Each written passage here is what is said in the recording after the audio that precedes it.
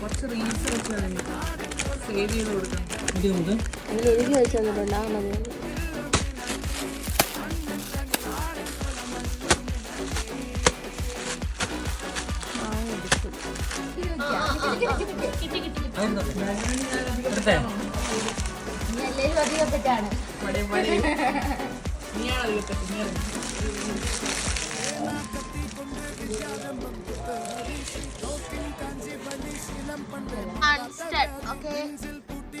എല്ലാവരും കണ്ട് ഇങ്ങോട്ട്.